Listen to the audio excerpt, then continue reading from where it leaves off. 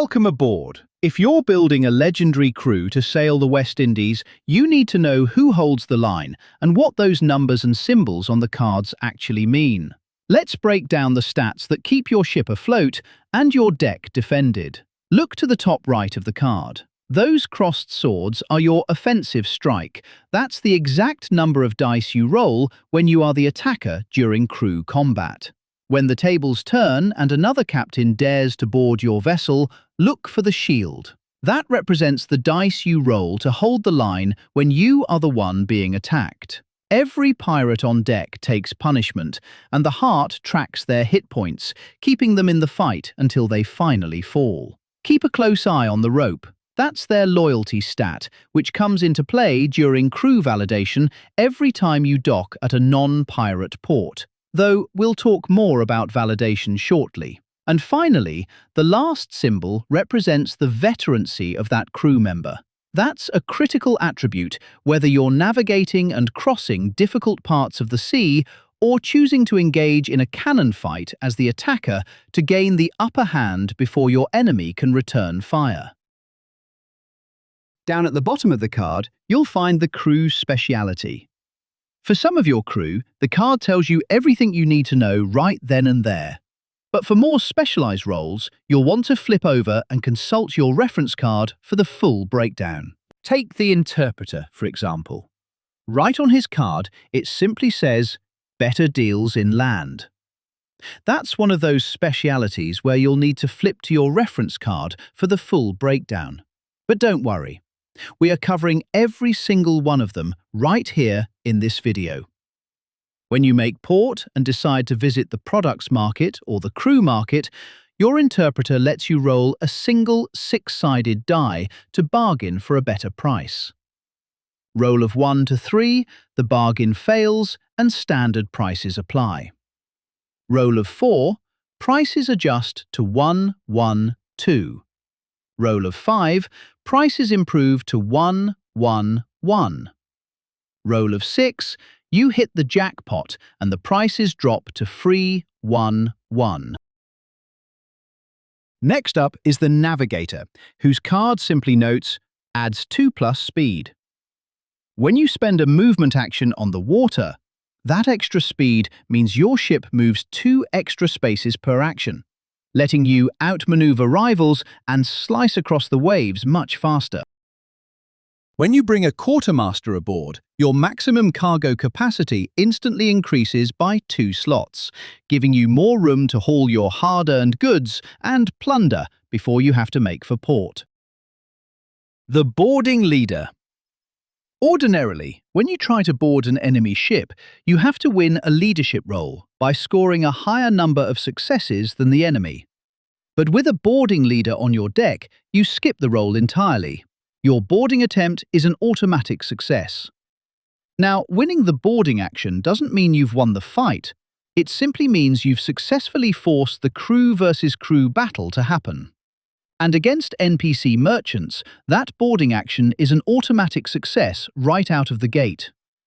That absolute certainty is exactly why this speciality is a must-have for any captain running a heavy pirate build. The Gunner, whose card states that he adds 1 extra cannon to your ship.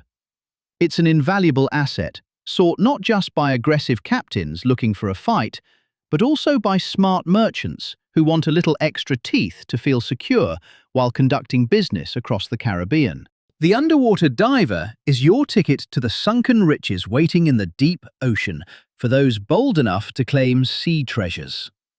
Don't go thinking it's a free haul, though. Sending a man down into the blue is a gamble with the deep. First, roll the special die. If you hit the pirate flag, giving you a 2 out of 6 chance, the water turns red and you've got a shark encounter on your hands. If the shark strikes, your diver isn't out of the woods yet. You have to roll a standard D6, a flat 50-50 split, to see if the poor bastard fights off the beast and makes it back to the surface alive. If the water runs clear with no sharks, or if your diver cheats death and survives the attack, the treasure is yours. You haul up a massive reward of 2 victory points and 20 gold to pad your chest. The Sea Conjurer. a mystifying and powerful addition to any deck. Having one of these occult specialists among your crew grants your ship complete immunity to the perils of mermaids and raging storms. Beyond keeping your vessel safe from the elements and sirens, the Sea Conjurer lets you manipulate the supernatural itself. As a free action, you can flip an inactive sea event over to its active side, hoping that the resulting curse or catastrophe falls squarely on the rival player currently occupying that very same space. The Cook, whose presence in the galley does wonders for the morale and loyalty of everyone else aboard your ship. Having a cook is an invaluable asset when you reach the crew validation phase, as that boosted loyalty helps you hold on to those fickle, disloyal crew members who would otherwise pack their bags and abandon your ship at port. And the payoff goes even further.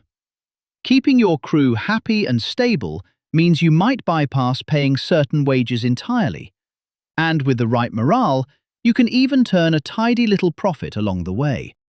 The Scout, whose sharp eyes grant you a free scout action once per turn.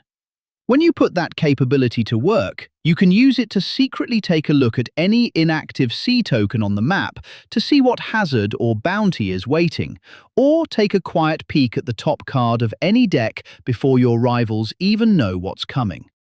Next up is the First Mate. Ordinarily, every time you hire a new crew member, your leadership increases by 1. But bringing a First Mate aboard gives your leadership an immediate boost of 2. When you make port to recruit, the First Mate changes the game entirely. In addition to the standard 3 face-up cards available in the market, you get to draw and peek at the top 3 cards of the crew deck, letting you select and recruit one of them for a bargain price of just 1 coin. Finally, we have the Smuggler, an absolute necessity if you intend to slip into the shadows and access the hidden black market located at Cayman. When you make your illicit run to the black market, here is how the trade works. You purchase contraband for 3 coins, drawing the top cards straight from the black market deck.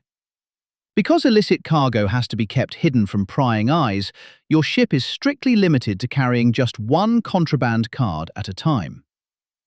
Successfully delivering that contraband is a hugely lucrative venture, netting you 2 victory points and 15 gold. Though we'll dive into the full mechanics of making delivery runs in another video. That wraps up the 11 basic crew specialities. With those under your belt, you're well equipped to outfit your ship and rule the Caribbean.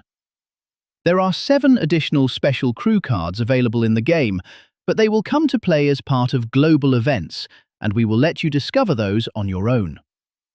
Make sure to keep tuning in for more videos as we continue diving deeper into the world of Pirates of West Indies.